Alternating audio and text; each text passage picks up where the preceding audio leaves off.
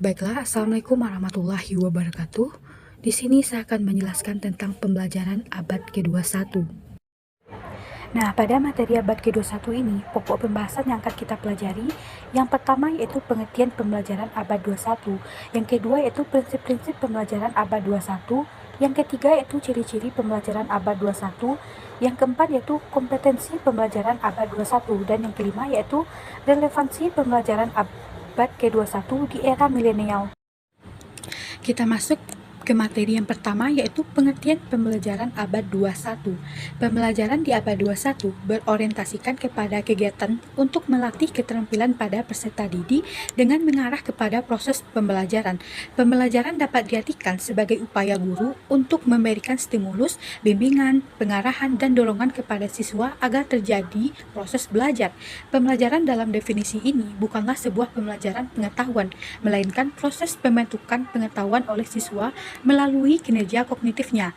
Dari uraian di atas dapat kita simpulkan bahwasanya pembelajaran di abad 21 ialah pembelajaran yang mempersiapkan generasi abad 21 untuk menghadapi berbagai tuntutan dan tantangan global di mana terdapat kemajuan teknologi dan informasi yang berkembang pesat yang mempengaruhi sistem pendidikan serta berorientasi pada kegiatan dengan mengarah pada proses pembelajaran. Nah, sekarang kita masuk ke prinsip-prinsip pembelajaran abad 21. Adapun prinsip-prinsip dalam pembelajaran abad 21 diantaranya yaitu instruction should be student center atau pembelajaran harus berpusat kepada siswa. Pengembangan dalam proses pembelajaran menggunakan pendekatan pembelajaran yang berpusat pada peserta didik. Peserta didik ditempatkan sebagai subjek pembelajaran yang secara aktif mengembangkan minat dan potensi yang dimilikinya.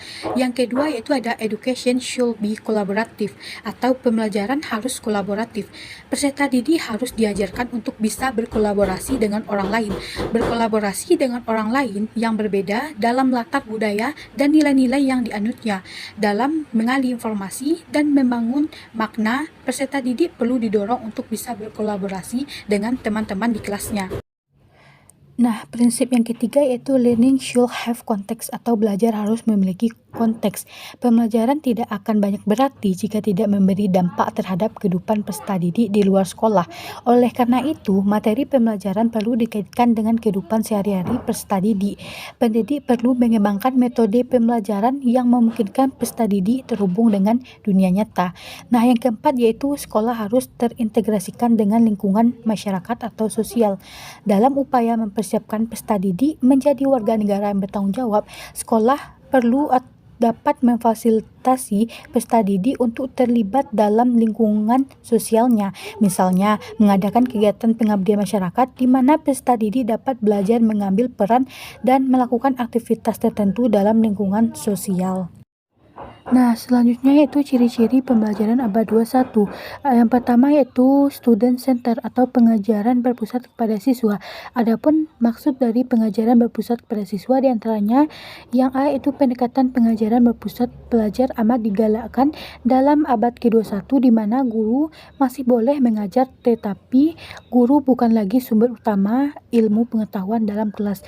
Yang B, tiada lagi istilah mendengar guru bercakap dan menyerap pengetahuan semasa proses pengajaran dan pembelajaran berlangsung. Yang C itu siswa mampu menggabungkan pengetahuan baru dengan pengetahuan yang telah ada dan menggunakannya untuk menyelesaikan masalah. Yang kedua itu kolaboratif atau pembelajaran secara kolaboratif. Adapun yang dimaksud pembelajaran secara kolaboratif diantaranya yang pertama itu belajar untuk bekerja secara kolaboratif, yang kedua siswa bekerja bersama untuk mendapatkan pengetahuan, dan yang ketiga itu kolaboratif perlu dinamik. Ciri yang ketiga itu konteks atau pembelajaran secara kontekstual. Adapun yang dimaksud dari pembelajaran secara kontekstual yaitu siswa dianjurkan untuk belajar dalam berbagai cara dan guru masih memberi bimbingan dalam pembelajaran. Siswa akan lebih termotivasi jika mereka mempelajari sesuatu dengan nyata yang dilihatnya. Guru perlu mengambil pendekatan yang menyeluruh dan mengajar siswa kemahiran-kemahiran yang berguna dalam berbagai situasi. Dan ciri yang terakhir atau yang keempat yaitu integrasi dalam masyarakat. Adapun maksud dari integrasi dalam masyarakat diantaranya yaitu guru perlu memberikan contoh kepada siswa untuk menjadi warga yang bertanggung jawab. Untuk itu, sekolah akan menyediakan program untuk komunitas sekolah, menggalakkan para siswa untuk menyertai jawaban kuasa kerja atau mengambil bahagian dalam proyek-proyek sekolah. Nah, kita masuk ke materi yang keempat yaitu ada kompetensi pembelajaran abad 21. Adapun kemampuan yang harus dikuasai oleh siswa dalam pembelajaran abad 21 adalah sebagai berikut. Yang pertama yaitu berpikir kritis, yaitu kemampuan peserta didik dalam berpikir kritis berupa menalar, mengungkapkan, menganalisis, dan menyelesaikan masalah. Yang kedua yaitu komunikasi, yaitu bentuk nyata keberhasilan pendidikan dengan adanya komunikasi yang baik dari para pelaku pendidikan demi peningkatan kualitas pendidikan. Yang ketiga yaitu kolaborasi, yaitu mampu bekerja sama, saling berinteraksi dengan berbagai pihak dan bertanggung jawab dengan diri sendiri, masyarakat, dan lingkungan. Dan yang keempat yaitu kreativitas, yaitu kemampuan untuk menghasilkan sesuatu yang baru. Kreativitas peserta didik perlu diasah setiap hari agar menghasilkan terobosan atau inovasi baru bagi dunia pendidikan.